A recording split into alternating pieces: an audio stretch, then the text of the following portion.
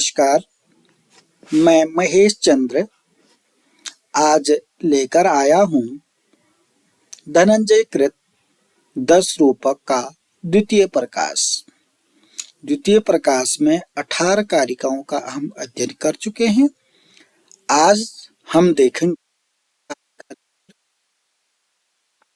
इससे पहले हमने नायिका विभाजन प्रकरण का अध्ययन किया।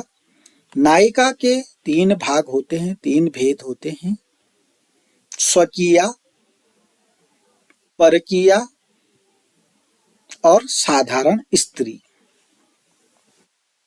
स्वकीया को हमने देखा कि स्वकीया नायिका जो है 3 प्रकार की बताई गई: मध्या और प्रगल्भा। मुग्धा का अध्ययन करने के बाद मध्या नायिका के 3 भेद बताए गए: धीर,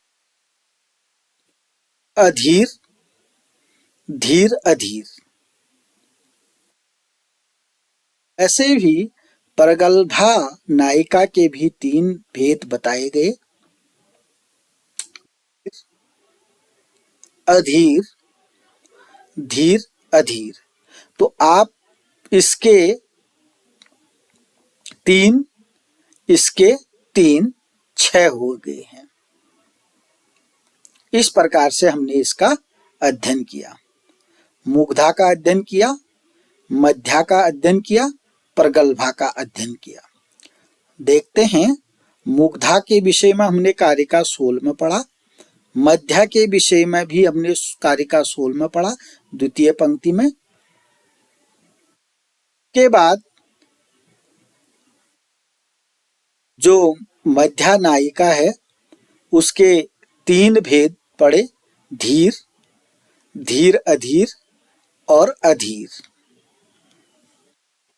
उसके बाद देखा हमने प्रगल्भा नायिका किसको कहते हैं, उसके विषय में कारिका नंबर 18 में पढ़ा। आज हम देखेंगे प्रगल्भा जो नायिका है उसके 3 भेद हैं: धीर प्रगल्भा, अधीर प्रगल्भा, धीर अधीर प्रगल्भा। प्रगल्भा नायिका क्या करती है? यौवन में अंधी रहती है, काम वासना में उन्मत्त रहती है, प्रियतम के अंगों में लिपटी हुई सी, आनंद के कारण प्रियतम के अंगों में लिपटी हुई सी रहती है और रति क्रीड़ा के आरंभ में ही अचेतन हो जाती है। ये होती है प्रगल्भा नायिका। तो आइए देखते हैं प्रगल्भा नायिका के विषय में क्या 3 भेदों के आधार पर क्या बताया गया है। अब प्रगल्भा नायिका का के भी 3 हो गए: धीर, अधीर, धीर अधीर। आइए देखते हैं धीर प्रगल्भा नायिका के विषय में। सावहित आदरो उदास्ते रतो धीर इतरा क्रुद्धा संतरज्यताड़येद मध्या धीरेव तम वदेत। क्या कह रहे हैं? सावहित। सावहित एक शब्द है, इसका मीनिंग है क्रोध को छिपाकर आदर दिखाना। सावहित का मतलब सावहित आदरो, सावहित का मतलब क्रोध को अंदर छिपा करके आदर का भाव प्रदर्शित करना, ये मतलब होता है। मतलब ये जो धीर प्रगल्भा नायिका होती है ये अपने प्रियतम के प्रति आदर दिखाती है, जबकि इसके मन में क्या होता है? क्रोध होता है। सावहित आदरों का मतलब है क्रोध को छिपा करके आदर का प्रदर्शन करती है। कौन? धीर प्रगल्भा नायिका। और क्या करती है? उदास्ते रतो, रति क्रीड़ा में उदासीन रहती है। धीर प्रगल्भा नायिका के विषय में बताया गया है, जहां ये कॉमा है इधर तक बताया गया है। ये धीर प्रगल्भा नायिका जो होती है क्रोध को अंदर छिपा करके आदर दिखाती है। और क्रोध, ये जो रति क्रीड़ा है ना, काम वासना है, रति क्रीड़ा है, उसके विषय में उदासीन रहती है, कोई मतलब नहीं रखती है। तो समझ गए होंगे आप, जो धीर प्रगल्भा नायिका है उसके विषय में क्रोध को छिपाती है और रति क्रीड़ा में उदासीन रहती है।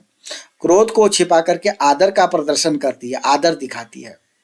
होता है ऐसा, किसी को बहुत गुस्सा आया रहता है लेकिन दिखाती क्या है, बहुत प्रेम दिखाती है, उदार रहती है, आदर दिखाती है। और रति क्रीड़ा में उदासीन रहती है, उदास्ते माने उदासीन रहती है। धीर इतरा, धीर इतरा का मतलब है धीर से इतर, अधीर से मतलब है। अधीर नायिका क्या करती है, अधीर प्रगल्भा नायिका क्या करती है, क्रोधित होती है। संतरज्य बने उसको फटकारती है। ताड़ियत बने मारती भी है। समझ जाइएगा, ये नायिका के भेद हैं।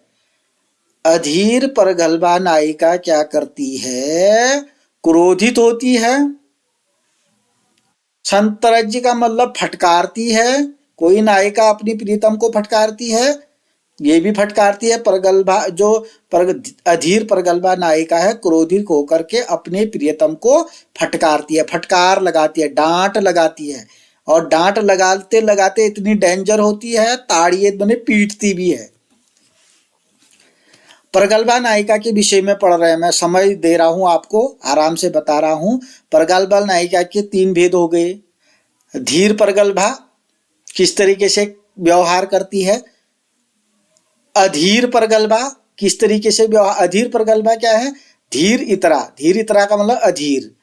और अधीर प्रगल्भा क्या करती है, क्रोधित होती है, फटकारती है, पीटती है। किसको, प्रियतम को, क्योंकि जहां नायिका का वर्णन है वहां नायक को पीटेगी वो। तो समझ गए होंगे आप। अब मध्या मध्या धीरे यू तम वदेत, जो मध्या है, जो धीर अधीर, ये मध्या का मतलब है धीर अधीर प्रगल्भा नायिका। मध्या का मतलब है धीर अधीर प्रगल्भा नायिका जो है मध्या अधीर के समान बोलती है। जो मध्या अधीर नायिका थी उसी के समान क्रोधित होकर के बोलती है। तम वदेत बने बोलती है, किसको बोलती है, नायक को बोलती है। जो धीर अधीर प्रगल्भा नायिका है मध्या नायिका के समान नायक से बात करती है, अर्थात क्रोधित होती है। पर इस प्रस्तुत 19 नंबर की कारिका में प्रगल्भा नायिका के 3 भेद जो हैं, धीर प्रगल्भा, अधीर प्रगल्भा, धीर अधीर प्रगल्भा के विषय में बताया गया है। पुनः एक बार बताना चाहूंगा। सावहित आदरो उदास्ते रतौ, धीर इतरा क्रुद्धा संतरज्य ताड़येत, मध्या मध्या धीरेव तम वदेत। जो धीर प्रगल्भा नायिका है वह क्रोध को अंदर छिपा करके अपने प्रियतम के प्रति आदर का भाव प्रदर्शित करती है और रति क्रीड़ा में उदासीन रहती है। उदास्ते का मतलब उदासीन रहती है। जो अधीर प्रगल्भा नायिका है वो क्रोधित होकर के अपने प्रियतम को फटकारती है, डांटती है और ताड़ियत बने पीटती भी है। इतना तो समझ में आ गया। अब लास्ट में जो है धीर अधीर प्रगल्भा नायिका, वह क्या करती है, धीर अधीर प्रगल्भा नायिका जो है धीर अधीर मध्या नायिका के समान बात करती है। धीर अधीर मध्या नायिका के समान बात करती है, अर्थात क्रोधित होकर के उसको फटकारती है।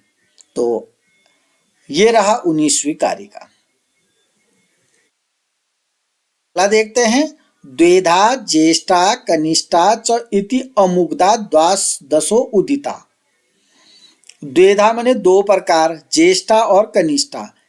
अब ये द्वेधा और कनिष्ठा 2 प्रकार हो गए। किसके हो गए, च इति अमुग्धा, मुग्धा को छोड़ करके, द्वादशो उदिता माने 12 हो गए।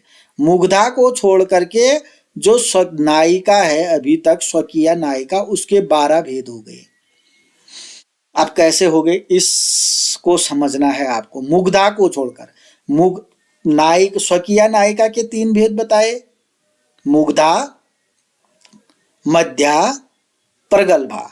अब मुग्धा को छोड़ दो, मुग्धा सिंगल है।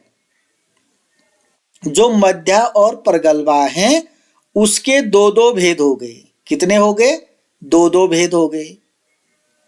अब 2-2 भेद ये हो गए तो पहले ही हमने इतना ध्यान रखिएगा, मध्या को 3 भागों में बांटा था, धीर, अधीर, धीर अधीर। वैसे ही प्रगल्भा को भी 3 भागों में बांटा था, धीर, अधीर, धीर अधीर। तो वो टोटल कितने हो गए थे? 6 हो गए थे। हुए कि नहीं हुए? ठीक हो गया। आप चार्ट बना लीजिएगा, हो गए 6। अब वो 6 के ज्येष्ठा और कनिष्ठा करेंगे तो कितने हो जाएंगे? 12 हो जाएंगे। 6 जो हो गए थे उसके भी 2-2 भेद हो गए, 6 ज्येष्ठा और कनिष्ठा। इस प्रकार से 6 दूनी 12 भेद हो गए। अब जो स्वकीय नायिका के 12 भेद तो ये हो गए, एक मुग्धा को जोड़ेंगे तो 13 हो जाएंगे। आप इस कारिका को समझेंगे तो अभी तक जो पढ़ा हमने सारा सब कुछ समझ में आ जाएगा। तो द्विधा, मुग्धा को छोड़कर, च इति अमुग्धा, अमुग्धा का मतलब है मुग्धा को छोड़ दो, मुग्धा नायिका को छोड़ो। अब दो बचेंगे, मध्या और प्रगल्भा। उसके 2-2 भेद होते हैं, ज्येष्ठा और कनिष्ठा। इस प्रकार से नायिका के अभी तक जो पढ़े 12 हो गए, 12 उदिता, 12 भेद हो गए।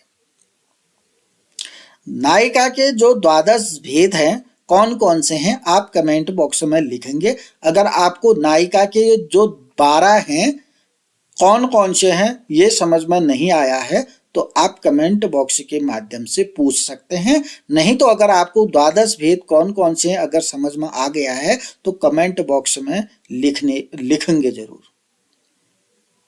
अगर नहीं लिखा तो मैं समझूंगा कि आपको ये नहीं आया। चलिए अगला देखते हैं। अब हमने जो देखा नायिका के प्रथम शुरू में नायिका के 3 भेद पढ़े, स्वकीया, परकीया और साधारण स्त्री। स्वकीया को हमने बहुत ज्यादा पढ़ दिया, स्वकीया को 3 भागों में बांट दिया, मुग्धा, मध्या, प्रगल्भा। मुग्धा को पढ़ने के बाद मध्या को फिर तीनों में बांटा, प्रगल्भा को फिर तीनों में बांटा, 3 दूनी 6 हो गए। मुग्धा को साइड कर दो, मध्या और प्रगल्भा के कितने हो गए? 6 हो गए। फिर अभी देखा आपने 2 भाग फिर कर दिए उसके, ज्येष्ठा और कनिष्ठा, तो 12 तो ये हो गए। यानी कि स्वकीय नायिका को आपने अच्छे से पढ़ लिया। उसके बाद जो दूसरा है वो है अन्य, मतलब परकीया नारी, परकीया नाई। स्वकीय नायिका हो गया, अब परकीया नायिका के विषय में हम पढ़ रहे हैं। स्त्री, कन्यका, ऊड़ा च न अन्यो, ऊड़ा अंगीरसे क्वचित, कन्या अनुरागम इच्छातः कुर्याद अंग अंगी संश्रयम। क्या कह रहे हैं? बहुत सरल है। अन्य स्त्री, जो परकीया स्त्री, दूसरी प्रकार की नायिका परकीया नायिका है।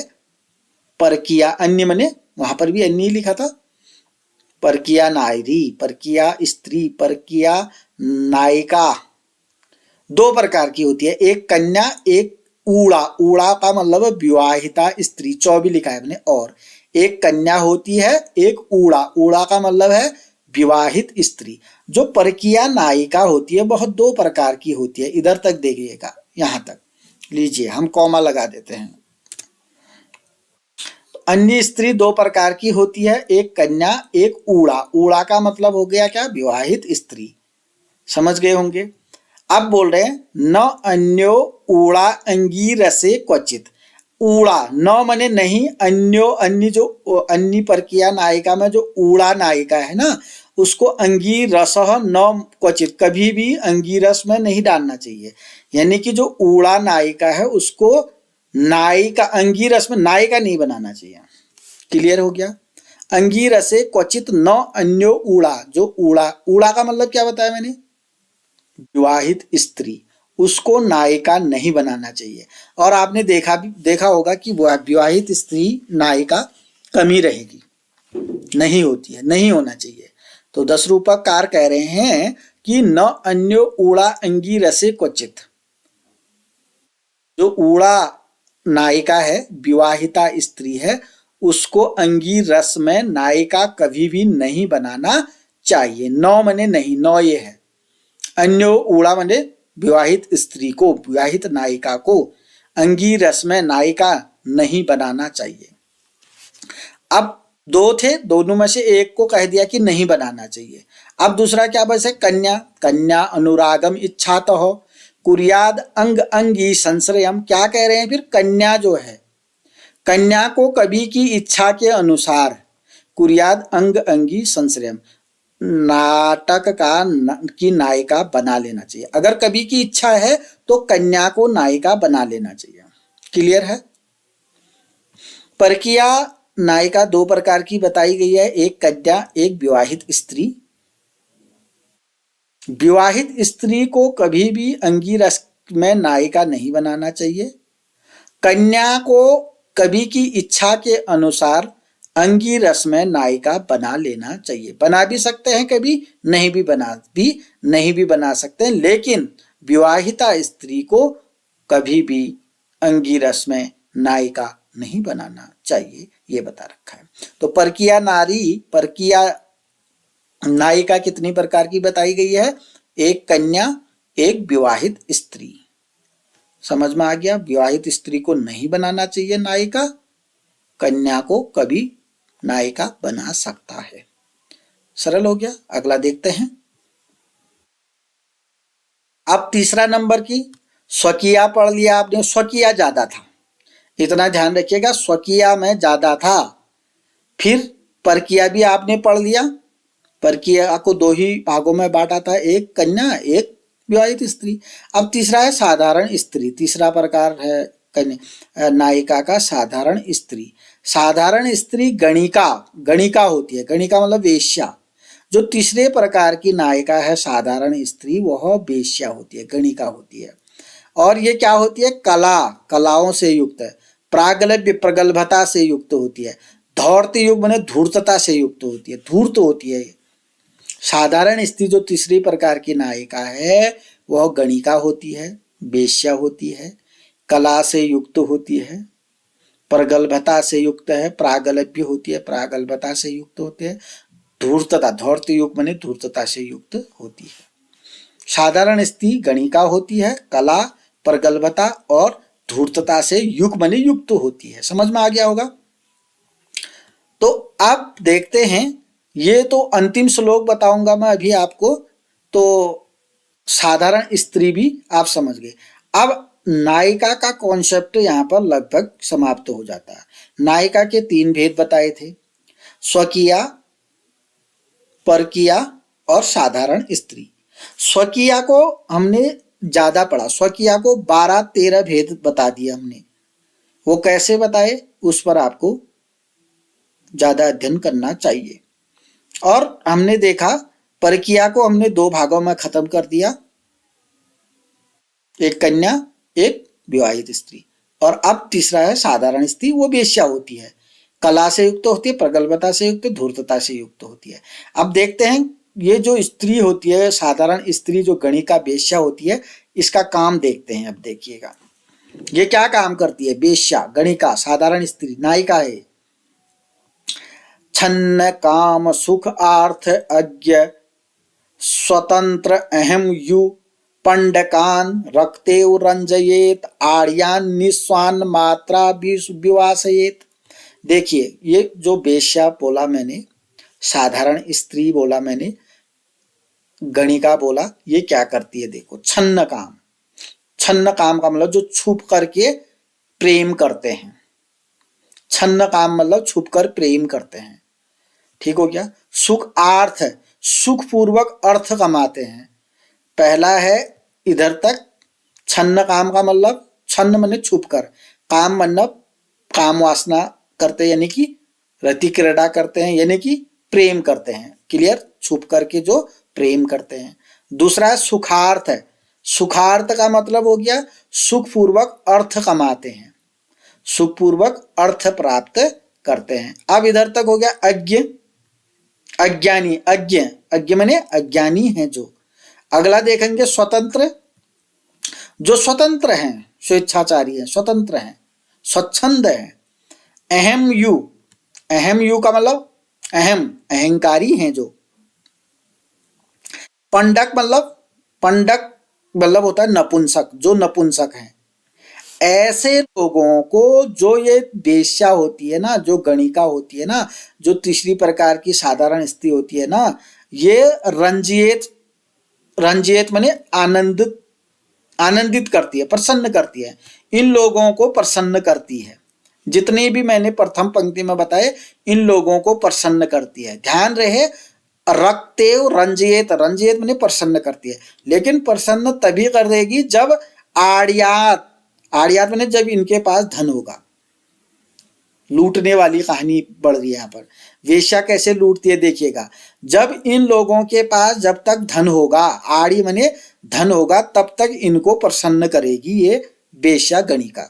जब इनके पास नहीं होगा, धन खत्म हो जाएगा, तो निस्वान मात्रा जो माता होती है वहां से उनको विवाह सहित माने निकलवा देगी। जब नहीं, कुल मिलाकर के विवाह सहित माने निकलवा देगी। ये साधारण स्त्री नामक वेश्या गणिका क्या होती है, जो छुपकर प्रेम करते हैं, जो सुखपूर्वक धन कमाते हैं, जो अज्ञानी हैं, जो स्वतंत्र हैं, जो अहंकारी हैं, जो पंडक हैं।